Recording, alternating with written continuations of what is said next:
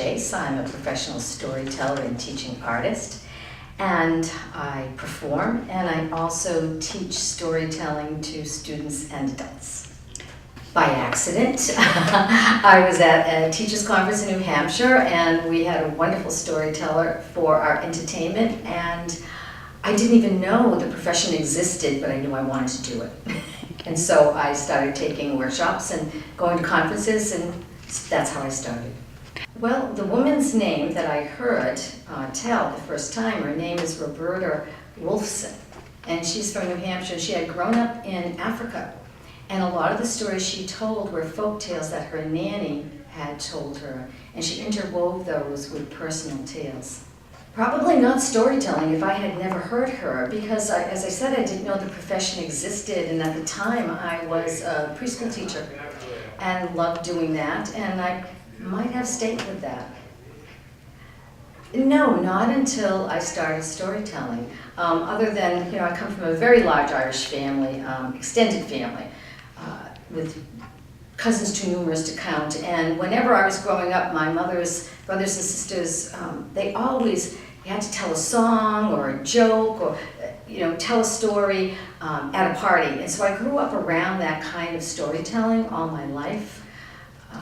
So being Irish, I guess I have the gift of gab too, so it helps. This is a story from Persia called The Sign of the Tassel. Many years ago, there was a Persian carpet merchant by the name of Nadir. Every day when he dressed for work, he took great care with his appearance. And he always wore his favorite hat, a red felt fez with a black tassel hanging down the side. His shop was just as neat. People came from miles around to purchase his rugs, for it was said you could search the land over and never find rugs more beautiful than those that hung on the walls or graced the floors of his shop. It was further said you could feel the rich thickness of the wool beneath the soles of your sandals. And if the morning sun was coming through the window at just the right angle, their brilliant colors would blind you for a moment. Such was the shop of Nadir, and he had a warm greeting and kind word for everyone who came into his shop, even those who browsed for hours and left without buying so much as a prayer rug. For he was a shrewd businessman and always said, "You never know when they'll return to become a paying customer." Well, every afternoon, his wife, Zahara, came to bring him his noonday meal. She began to notice how kind he was to his customers. And she began to remember how sometimes he came home in a very foul mood, with angry words spewing from his lips. Why, he would come through the door, slam that door, throw down his fez, and complain about the supper she prepared. She was his wife. Didn't she deserve the same kindness he gave to his customers?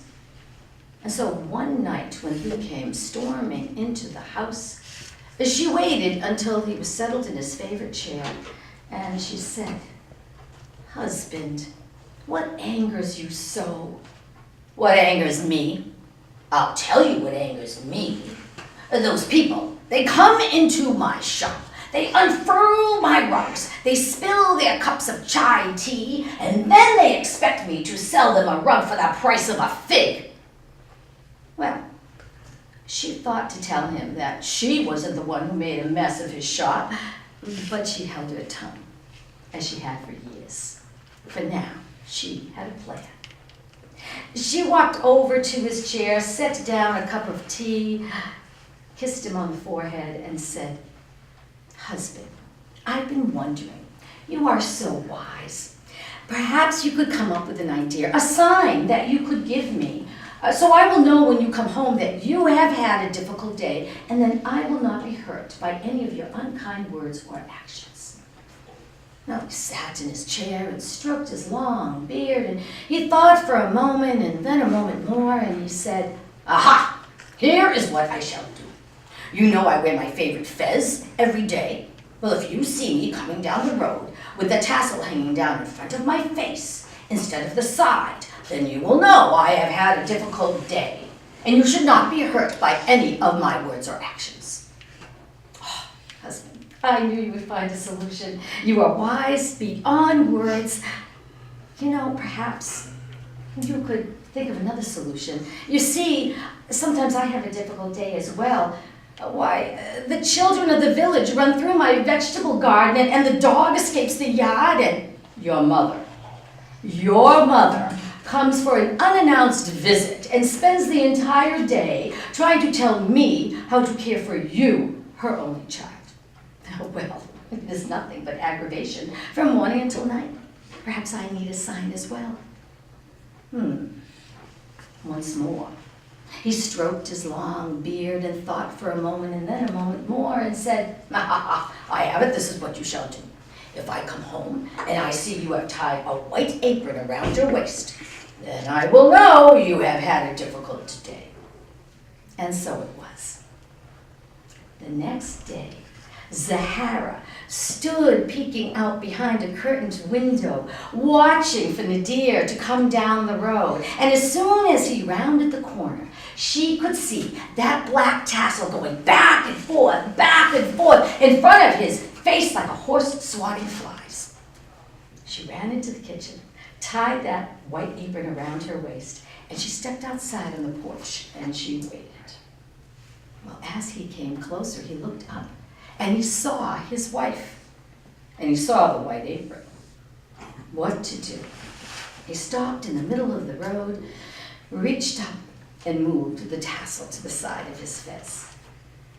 Now, a few days later, Zahara was once more looking out that curtain window, and as soon as Nadir came around the corner, she noticed that his feet were pounding the dirt with such fury that he had created a sandstorm around him.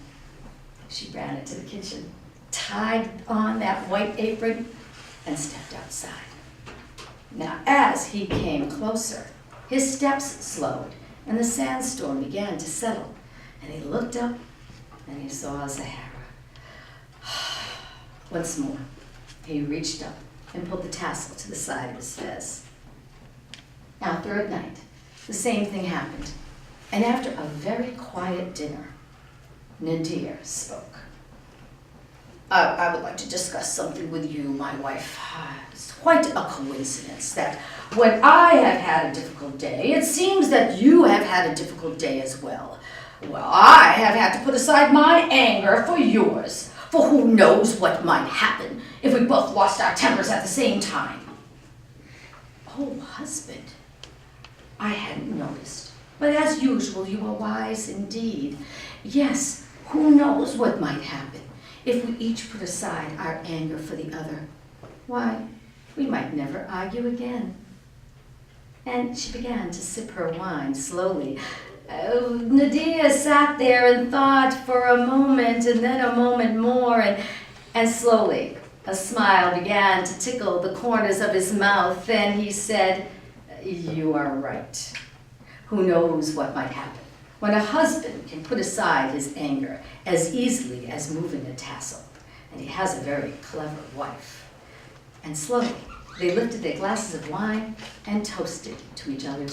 I hope so, which is why I teach students from grades 3 to 7 to learn the art of oral tradition of storytelling. It is actually really an ancient tradition, and centuries ago, the storyteller held a very prominent place in the courts of kings around the world, and so they're very venerated. And the students that I teach learn the art of storytelling and why it is important, but it's also a public speaking skill that will help them later on in life. It will help them when they're having a college interview, maybe going for a job or giving a presentation in school. It is something that will help them throughout their lives. Well, one of my goals was to write a book, which I did. It was published a few years ago. It's called Story by Story, Building a Student Storytelling Troupe to help others who want to bring storytelling into their school system or libraries. My next goal is to record a CD of my favorite folk tales and fairy tales, and I would also like to write another book that has to do with adapting some of the ancient folk tales for the modern ear. Oh, favorite authors.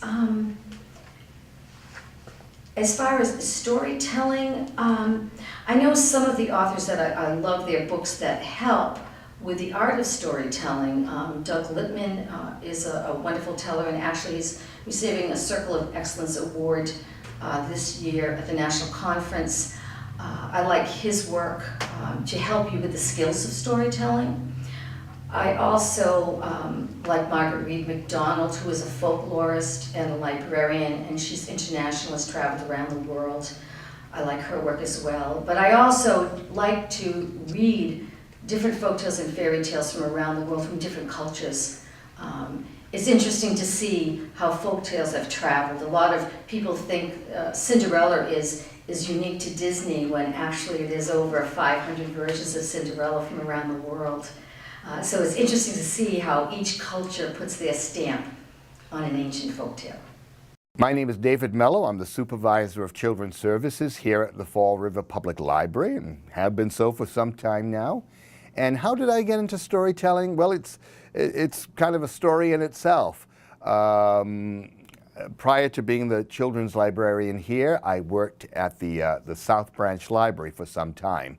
And when the children's librarian eventually retired, I interviewed for the position, but was not sure if I wanted it or not, because one of the job requirements was that you do a story time and you read to children and their parents. And it was something I didn't know if I wanted to really get involved in, you know, reading in front of kids and parents, maybe looking silly, doing silly voices and all. But to make a long story short, I took the position, and it became one of the parts of my job that I love the most.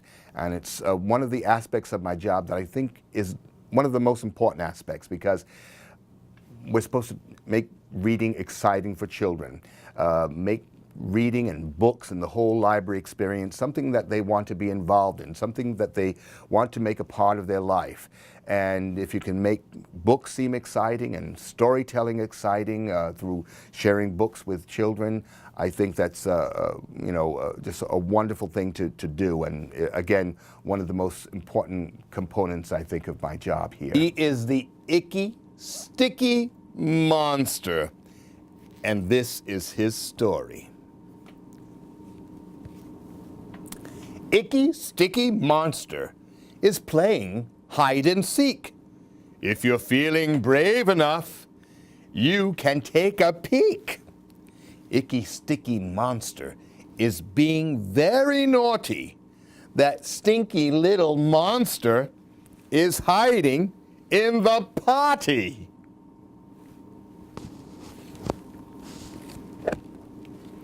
Icky, sticky monster has an itchy nose. He pokes his grubby finger in, and round it goes.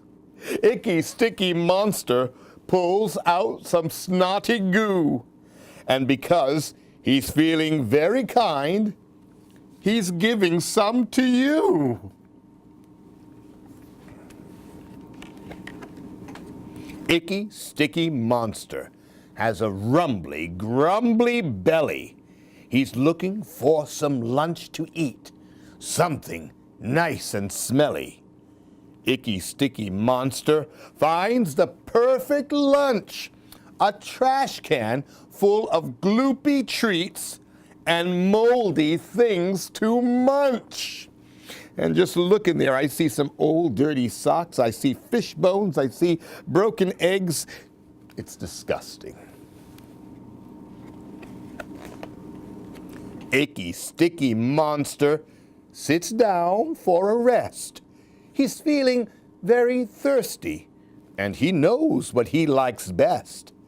Icky, sticky monster. My background in storytelling can kind of coincide with my interest that I've always had in the theater and in movies. I love movies. I love the theater, and it's storytelling primarily. And I remember always admiring when I was in school, you know, junior high and high school, even in college, admiring the students in the acting programs there.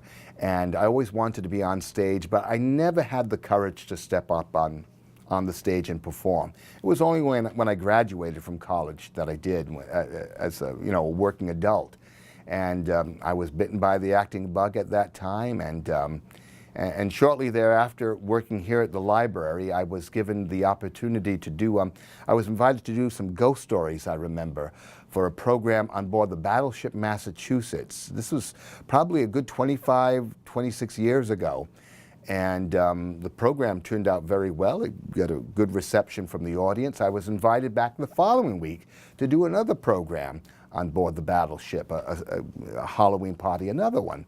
That went over very well. And then those two experiences, they just snowballed into an ongoing job that I have at the battleship as well. I get to go on the battleship on a weekly basis and share stories with literally people that come from all over the country to visit the Big Mamie, and I do a story time on board the battleship on those weekends, and that just eventually grew and grew into something that I now do on the side. Staring at that woman, and then that woman said to Christine, she said, "Oh, do you know what I do with these red nails?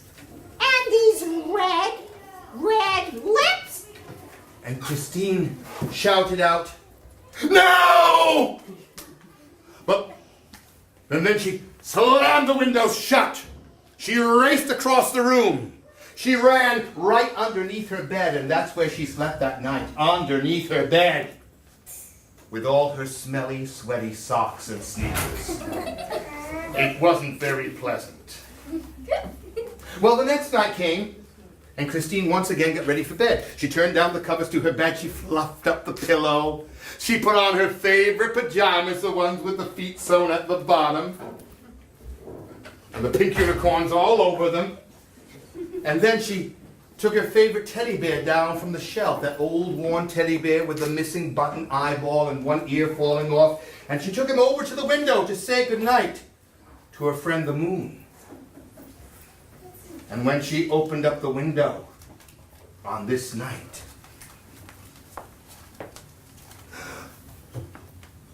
she was there again. That strange old woman with a chalk white wrinkle. Well, yes, I hope to. It's very gratifying to hear, to see children that come back, and they're much older now, children that I've had years ago come to the library through a class visit or through an outreach that I've done, and they'll come up to me and say, "Mr. Mello, oh, that story that you read or that story that you told us when I came to the library, I still remember that." So that's very gratifying to hear. Or when they say, "I've told that story at a birthday party or around a campfire or something." So yes, I do hope that in some way children will remember these stories and keep these stories alive. It's all part of the oral tradition. And so if I can inspire someone or have inspired someone, that's just wonderful. What my future holds, well, I hope to be able to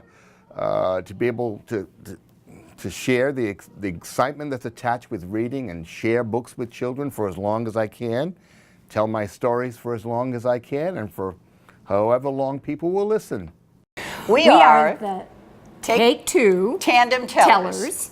We take turns talking, and sometimes we speak together. This is my friend Anne-Marie Forer from Warwick, Rhode Island. And this is my friend Cindy Kalavy from Portsmouth, Rhode Island. And we sing songs and tell stories all over New England. Oh, I got started, I was the children's librarian at Bradley Hospital for many years, and one day I used to do a program called Current Events, and it was the Great Smokeout Week, and the teenagers asked me if I smoked. And I told them no, and I started telling the reason why, which involved a new car, my father, and almost crashing it because I was trying to light up a cigarette. And when I turned around and looked at the kids, they were like, it reminded me of when I was little, and my Aunt Betty would tell stories about their growing up and how wonderful that was. And so I decided to be a storyteller. It was working with teenagers. So that's how I got into it. And my background's in musical theater, and I came to Rhode Island to do summer stock in '73 and wound up marrying the guy that played my husband in the show in '74. When we had children, there was a notice that came home there was going to be a storyteller at the school. So, of course, I went and saw and said, I can do that.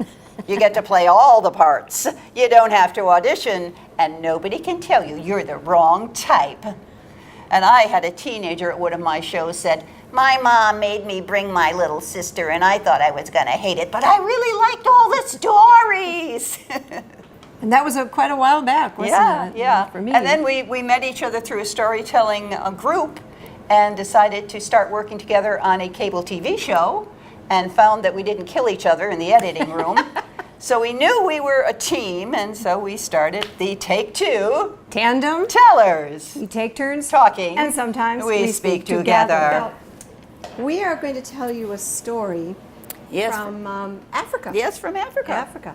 And there is a song in this story. That's right. so We need your help with it. We thought we would teach it to you so you could participate in this story. Yes. So we'll just start it like We'll this. start with a little rhythm. Don't get fast, because I'm slow. Fanga alafia, ashe, There's ashe. a pattern. Fanga alafia, ashe, ashe. Fanga alafia, ashe, ashe. Fanga alafia, ashe, ashe. Ashe, ashe. Ashe, ashe. Ashe, ashe. Ashe, ashe. So that's all you have to do. Everybody help. Can we get you grown-ups to help too? Go ahead. We won't watch you. I was going to say there's no cameras in the room, but sorry. Liar, liar, pants on fire. Well, I'll tell you why. It's so important for young children to see their parents having fun and enjoying the show. You are, I'm going to give my speech, you are your child's best teacher at this time in their life. When they turn 13, they don't want to know you exist. Until you're about 24, and then they realize, gee, how smart they got. And they All come of a home. sudden, overnight. So please enjoy. Here we go. Fanga alafia, ashe, ashe. Fanga alafia, ashe, ashe. Fanga alafia, ashe, ashe. Fanga alafia, ashe, ashe. Ashe, ashe. Ashe, ashe. Ashe, ashe. Ashe, ashe. So you're probably wondering what that means. What does that mean? It means welcome, we come in peace. basically. Why do we tell? It's fun. And for me, I work with a lot of preschools as a solo artist, and it supports language and literacy and communication and listening and focusing. And it's fun to play with them. They're a very wonderful audience, very forgiving, not critical. It's just plain fun. And then I get to go home and the teacher gets them for the rest of the day. And storytelling is kind of like being on stage, except you don't really have to memorize all the words, as Oh, thank Anne-Marie God. well knows. We do a lot of improv. So it's just wonderful. I love being in front of people and making them laugh and maybe forget their troubles for a while. And so that's why I love to storytell with Anne-Marie. A long time. Long time. Oh, at least 24, 25 years for me. I'd say the same. About So the same. together we have 50 years of experience. Yes. Who or what influenced? She did. It's all her fault. Well, I think the other tellers that were in Rhode Island at the time, we had a nice group, and they were influential in getting me started. Yeah.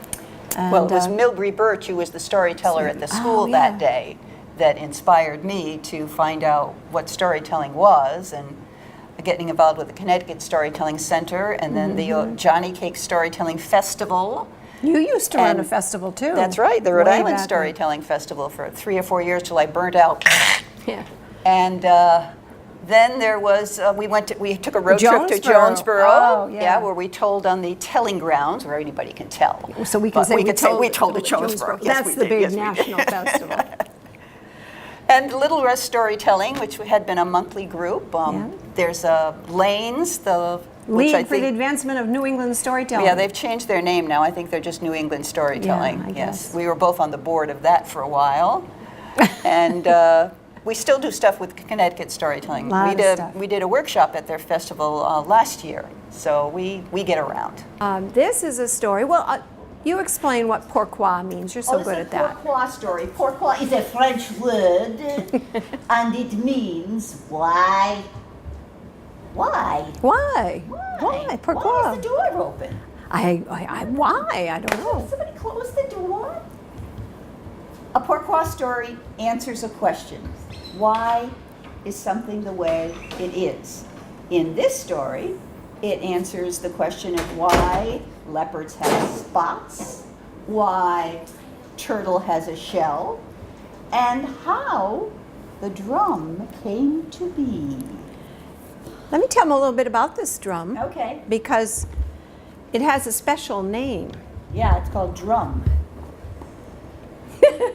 It's called djembe. Everybody say djembe. Djembe. Djembe. It's a Swahili word that means drum. It's this kind of a drum. It has this hourglass shape, sort of like me. I digress. Djembe. Everybody say djembe again. Djembe.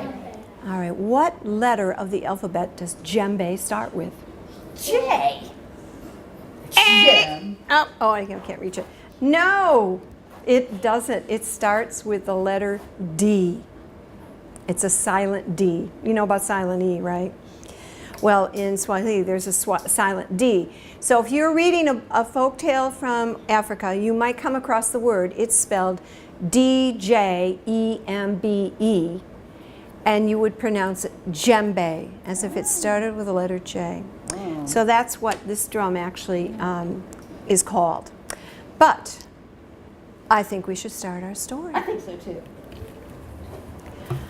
Once upon a time, long, trust me, very long years ago, the animals awoke to a special sound.